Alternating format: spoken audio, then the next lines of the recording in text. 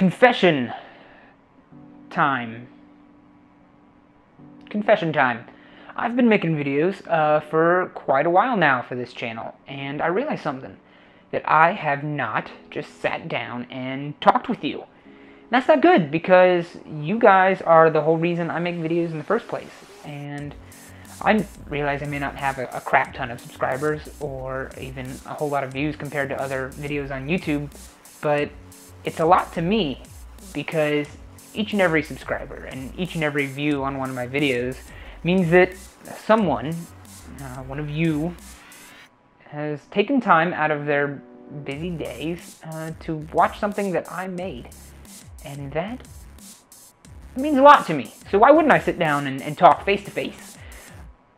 Or face to camera to screen to face? And just get to know me. Get to know you. See where this goes, you know?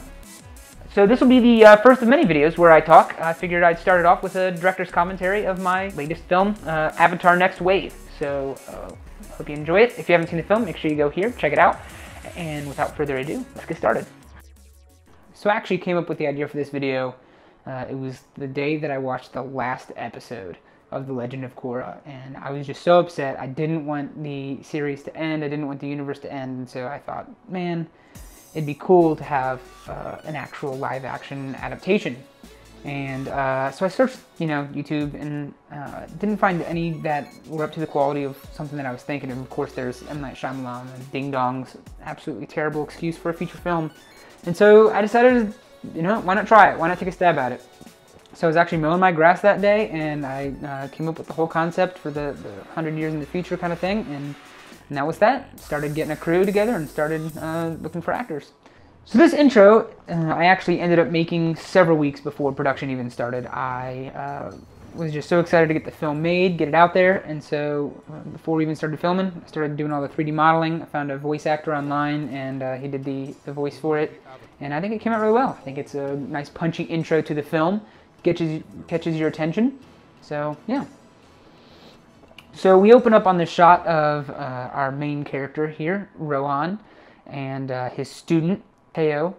Rohan is played by Shabri Finger, and Teo is actually my little cousin, Blake, so he was happy to come out and film. I actually met Shabri on Craigslist, of all places. I put it out there that what I was doing, making a fan film, and that I wanted someone with martial arts experience who was a fan of the series, and I really didn't expect to get any kind of response at all. It was just a shot in the dark, and that evening I received an email from Shabri, and he was a fan of the show, a Muay Thai fighter, and he was very interested in playing the part. So got with him, very talented, very excited to have him on board. This first scene is actually shot in an actual dojo here in Cincinnati. I was able to get that location by just going to them and telling them what I was doing, and I actually offered to take some pictures of the place while we were there to put on their website in case they wanted those, maybe a couple video clips to show the location, and they were more than happy to make that trade. I did break one of my biggest rules in filmmaking with the start of this film, and that's it starts off really slow. Usually I want something that catches the audience's attention, really brings them in, something that's a little bit more action-oriented, and this is more story-driven, and it kind of sets a backdrop. If I could go back and change something, I think I would change that. Picks up the pace here when you start seeing these mysterious jets fly over. And actually, this shot right here, where the jets are flying from here, and then this shot where the jets are flying into the woods, what ended up happening was when we were on location, I forgot to get a transition shot of Rohan running from the city into the woods, and so all I had was footage of him running off in that scene, and then I just had footage of him running through the woods, and it obviously didn't make any sense at all, for he's all of a sudden like in a city and then all of a sudden in the forest. And so I had to come up with some idea in post-production to tie the two locations together, and just a little shot of, you see the planes going overhead the city, and then you see the planes going ahead through the woods, and it just brings it together. Now it makes sense that Rowan's, of course, in the woods looking for these planes. This is filmed in just a state park by where we live, and some nice open trees. So the most difficult CG in the entire film is actually this part right here, getting the spirit to look like, spirit-like. So what I ended up doing was I actually put in a 3D model of a man, and instead of texturing him, for his like skin, I actually made it a particle emitter and did particle simulations for fire. And I just warped all the different kind of, settings for what the fire would look like. And I made it blue instead of red and yellow. And then, of course, you've got this pullback dolly to reveal there's a soldier there. Who are these mysterious soldiers? Obviously, they're the ones from the planes. These are just played by some friends and family. This is actually someone I know who's an elite level gymnast. And he was a fan of the show and a fan of the series, and I knew him already, and he was just excited to come out and play the part. He's actually the same person that's our earthbender at the end of the film. So we have him running through the woods, getting all scary, Right here, where you, see the shot through the creek. The script obviously called for a creek because our main character is about to do some water bending, and the problem is that we could not find one on location at all. Like, everything was dried up. Everywhere there was supposed to be a creek, there was no water. It was just all, like, barren. So we had to get really creative and cheat the location. And what we actually ended up doing is we took a rock, and we took a gallon of water, and we poured water over the rock so that it ran off like this. And then we just took the camera and shot through that. And the rest is honestly just sound design.